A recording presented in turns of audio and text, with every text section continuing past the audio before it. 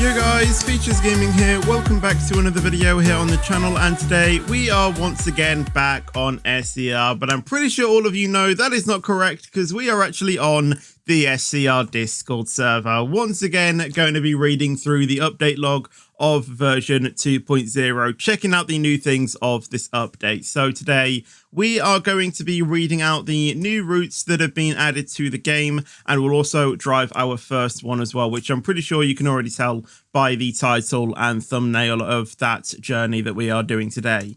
But let's go ahead and read through them anyway. So we have new diesel exclusive routes on Connect. Only diesel exclusive, and we will talk about that a little bit later on as well. So the first one is Rayleigh Bay to Edgemead, which is R049. Rayleigh Bay to Lynn by the Sea, which I'm pretty sure that is probably going to be quite a big journey, which is R050. Rayleigh Bay to Leighton West, which is R100. R100. And there's also Rayleigh Bay to Leighton City as well, which is R0101.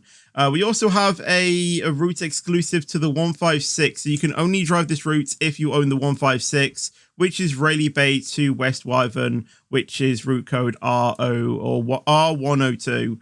I keep saying that I don't say R. There's also been a new diesel exclusive route on Express, which is Rayleigh Bay to Lynn by the Sea as well, which is R087. There's also new routes on Waterline as well, which is Benton to Connolly, which is R019. And there's only a 2-car diesel exclusive route, which is Newry Harbour to Morganstown, I do believe, which is R120 as well. Now, if I go ahead and scroll down to one of these things, Electric Trains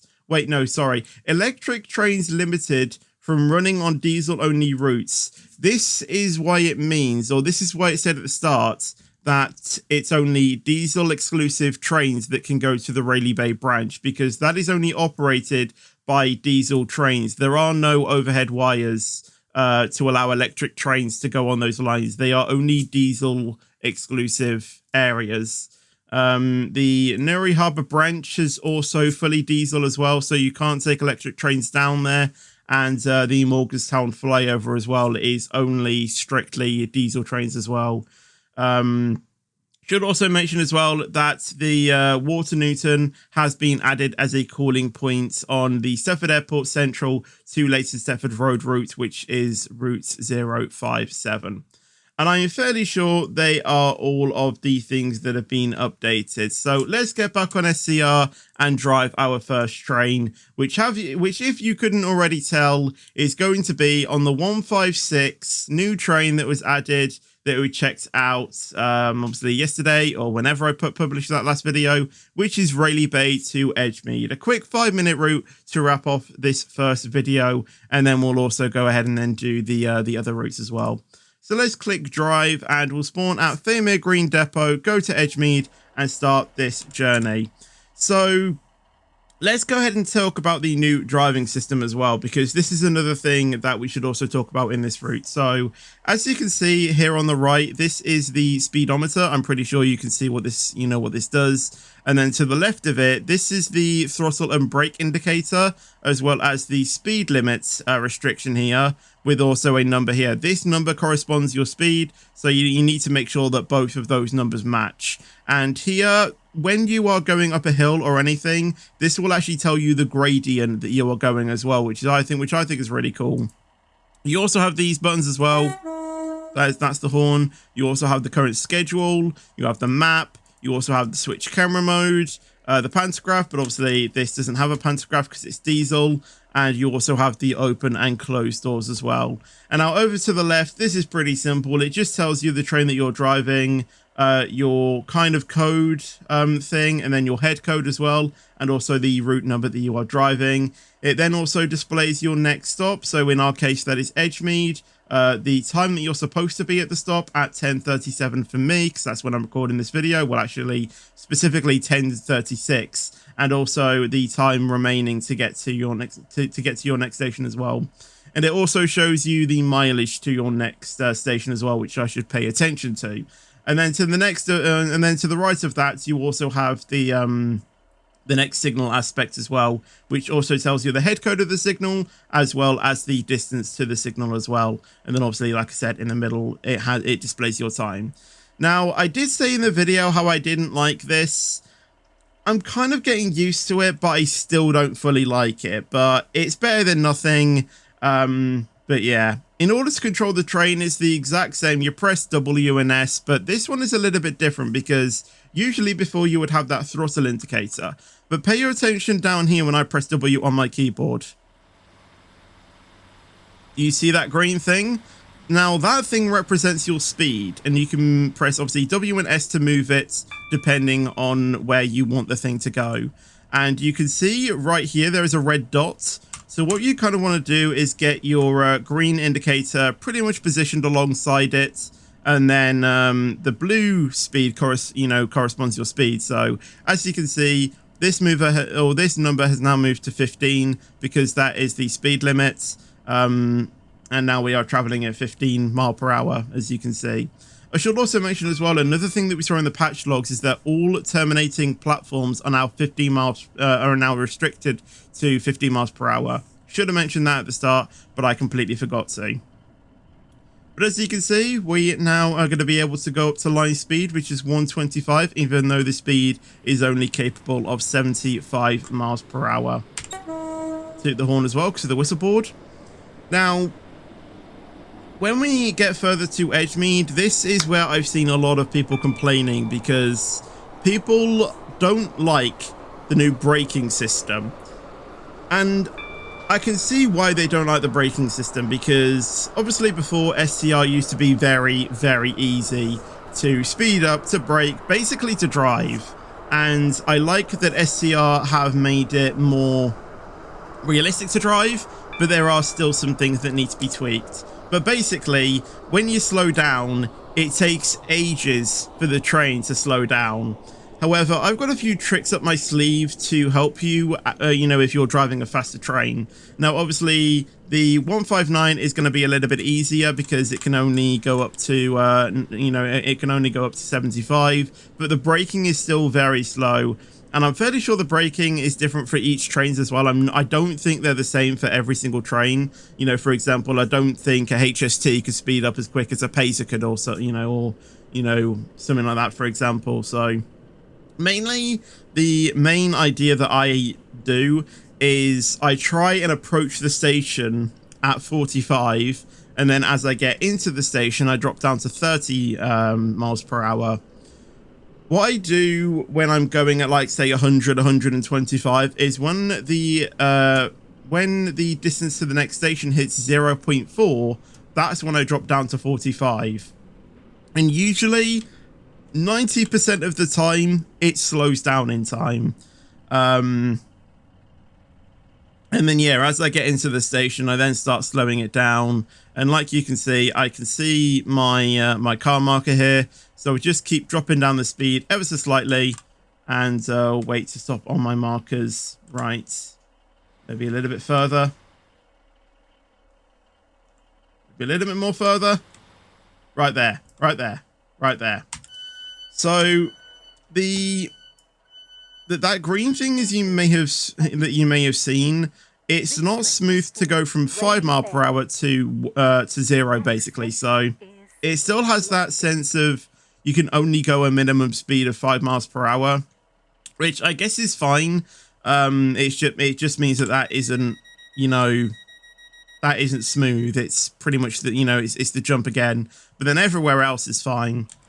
But now let's go ahead and speed back up to 60 and start our approach into the new area of the Edgemead extension, going to Aslop B, and the Stay Factory Studios is over there, which honestly is, it's still to this day, it's just amazing to see, to be completely honest. But yeah, here we go into the new area. So I will try and be a little bit quiet when we go into stations so you guys can hear the sounds of this new train. Obviously when we drive, next trains or future trains, obviously some of them have got sound updates, so I will obviously make sure to try and be quiet for that, so you guys can see. Semaphore signals, which honestly are so good. The bouncing when it goes down and just the whole, you know, addition of semaphore signals is just so good. It's so good. Really good. But here we go. Entering Aslock B. So again, try and stop or try and spot my my markers.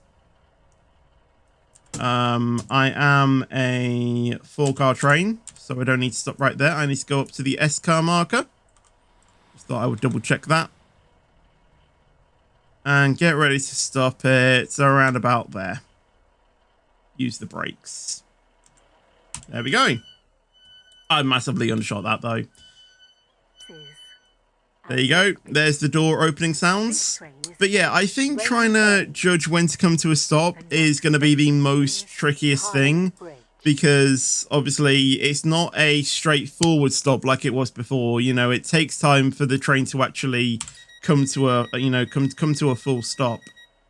So that is one thing that you do kind of need to get used to. But if you've played games like British Railways, you know, WCR, other train games where they have a realistic, you know, acceleration and braking system, this should come pretty much natural to you. But players that only really just play SCR and nothing else, it might take them a bit of, you know, getting used to. I'll have a look at the semaphore signals once again. I love it. I absolutely love it. It's so good. Anyway, I think we need to slow down to 30 here. Oh no, 50. Semaphore signals! It's so good. I love it. I love it. Anyway, here we go, entering Carnley Bridge. And we'll get ready to stop at our car markers as well. I am actually coming in quite quick. But like I said, I kind of know the principle of the braking system, so I pretty much know when, you know, I pretty much know where the limits are, roughly.